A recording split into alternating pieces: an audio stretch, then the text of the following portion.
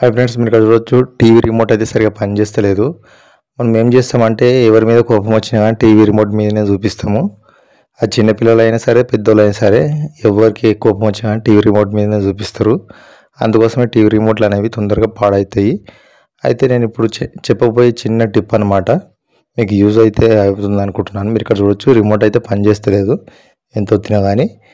But మీరు ఇక్కడ చూడొచ్చు కొత్త రిమోటే. బట్ దీన్ని ఓపెన్ చేసి అసలు ఏం ప్రాబ్లం ఉందో చూద్దాం మనం. ఫస్ట్ ఆఫ్ ఆల్ మెయిన్గా ఏంటంటే రిమోట్లు అనేవి చాలా సున్నితమైనవి అనమాట.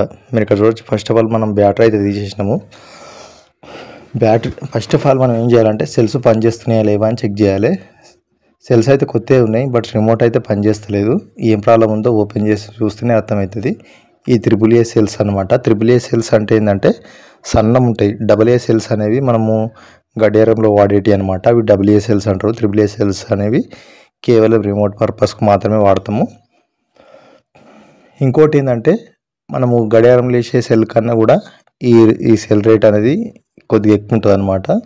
మనకు 15 రూపాయలకు దొరికితే ఇది 20 రూపాయలకు దొరుకుతుంది అనమాట. మీరు ఇక్కడ చూడవచ్చు రిమోట్ అయితే ఓపెన్ చేస్తున్నాము.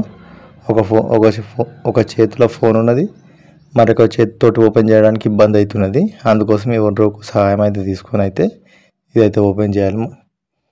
ఇప్పుడైతే చూడవచ్చు రిమోట్ అయితే ఓపెన్ చేస్తున్నాను. First of all remote open చేసేటప్పుడు అడ్డగోలుగా ఓపెన్ చేయకండి. మీరు గోరు పెట్టండి. ఒక ఎడ్జ్ దగ్గర గోరు పెట్టి మెల్లగా తీయండి. ఆ ఎడ్జ్ నుంచి మీరు సన్న స్ట్రేట్ ఒకటే మాదిరిగా ఈ విధంగా అయితే రండి అనమాట. ఇక్కడ చూడొచ్చు ఇట్లా వీకకండి. పీకితే ఏమవుతుందంటే రిమోట్ అనేది ఇరిగిపోయే అవకాశం ఉంటుంది. కాబట్టి ఇట్లా గోరుతోటి స్ట్రేట్ ఒకటే మాదిరిగా ఈ విధంగా నేను అన్న విధంగా అనండి అనమాట. ఈ విధంగా అయితే వస్తుంది. మీరు అడ్డగోలు వీకిరనుకోండి రిమోట్ అయితే ఇరిగిపోతుంది. ఇప్పుడు ఏమేమి ఉంటాయి అంటే దీంట్లో ప్లాస్టిక్ కీబోర్డ్ అయితే ఉంటుంది అనమాట. ఇది ప్లాస్టిక్ ఇది అనమాట. మీరు ఇక్కడ చూడవచ్చు లబ్బర్ కీబోర్డ్ అయితే ఉంటుంది. మెత్తగా ఉంటుంది ఇదంతా మనకు. మెయిన్గా ఏంటంటే మీరు ఇక్కడ చూసుకోవాల్సింది ఏంటంటే మెయిన్ బోర్డ్ అనమాట. చూడొచ్చు ఇది మెయిన్ బోర్డు. ఈ బోర్డు పైన మనం ఫస్ట్ ఆఫ్ ఆల్ మనం తిన్నర్తో అయితే క్లీన్ చేయాలన్నమాట. మీ ఇంట్లో తిన్నర్ ఉంటే తిన్నర్తో క్లీన్ చేయడం. నేను ఆల్రెడీ మీరు ఇక్కడ చూడొచ్చు బట్టతో అయితే క్లీన్ చేస్తున్నా. బట్ మెయిన్గా ఏంటంటే మనకు కీబోర్డ్ చూసినప్పుడు మనకు మెయిన్గా ఏంటంటే ఏమైనా షార్ట్ సర్క్యూట్ అయిందా అనేది మనం ఫస్ట్ ఆఫ్ ఆల్ చూసుకోవాలి. మనం ఎట్లా గుర్తుపట్టాలి అంటే షార్ట్ సర్క్యూట్ అనేది ఏ విధంగా గుర్తుపట్టాలంటే కీబోర్డ్లో మనం ఇక్కడ చూసుకోవచ్చు మనకు సన్న ఈ విధంగా వైర్స్ అని కనిపిస్తాయి అనమాట. అంటే వైర్లు కావు అవి అచ్చులు అనమాట. అచ్చులలోనే ఇంటర్నల్గా సన్నటి వైర్ ఉంటుంది అనమాట. మీరు ఇక్కడ చూడొచ్చు ఎక్కడైనా నల్లగా కనిపించినా కానీ అక్కడ మనకు ఏంటంటే షాక్ వచ్చిందని మనం గమనించవచ్చు అనమాట. కరెంట్ షాక్ వచ్చిందని మీరు ఇక్కడ చూడవచ్చు. మంచి క్లియర్గా చూపిస్తున్నా. మీరు ఇక్కడ చూడవచ్చు ఫస్ట్ ఆఫ్ ఆల్ మెయిన్గా ఏంటంటే ఇప్పుడు రిమోట్కు సంబంధించి సిగ్నల్స్ ఇది ఏదైతే ఉంటుందో ఆ సిగ్నల్స్ దగ్గర మనం చెక్ చేసుకోవాలన్నమాట. ఏమన్నా ఇరిగిపోయిందా లేకుంటే లూజ్ అయిందా అనేది మనం చెక్ చేసుకోవాలన్నమాట. ఇది మెయిన్ అన్నమాట. అస్సలు అనమాట.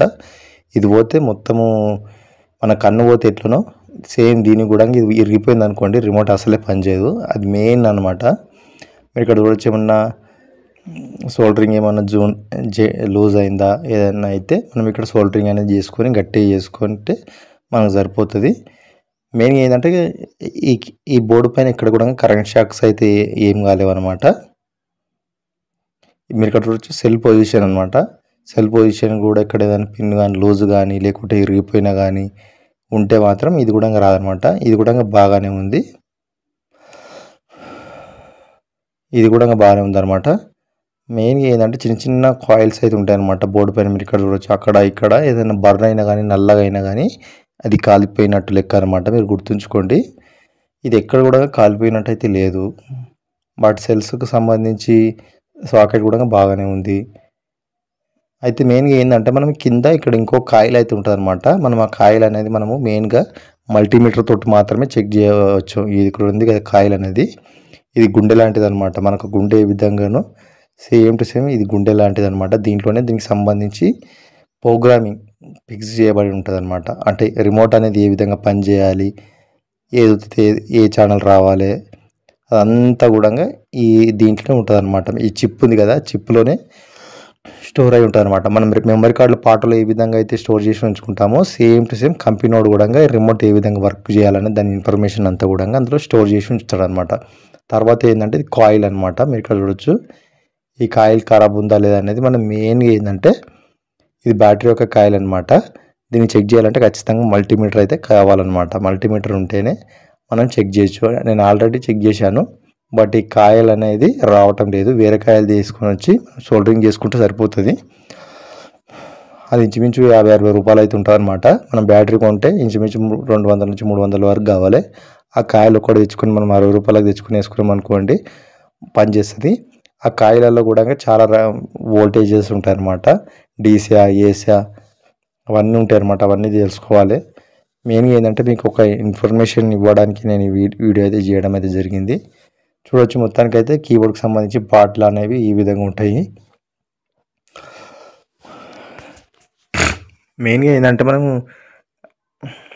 చిన్న ఏమన్నా సోల్డరింగ్ సంబంధించి ఏమైనా ఉంటే మనం చేసుకోవచ్చు. బట్ కాయిల్ కానీ అవి కాలిపోయాయి అనుకోండి, మనం ఖచ్చితంగా కొత్తది తెచ్చుకోవాలి. మీకు ఓపిక ఉంటే చిన్న కాయిల్స్ ఏమైనా పోతే మనము సోల్డరింగ్ చేసి చేసుకోవచ్చు. బట్ మెయిన్గా దీంట్లో షార్ట్ సర్క్యూట్ అయినా కానీ, అదేవిధంగా చిప్స్ ఏమన్నా కాలిపోయినా కానీ మనం అవైతే చేసుకోవడానికి అయితే రాదనమాట.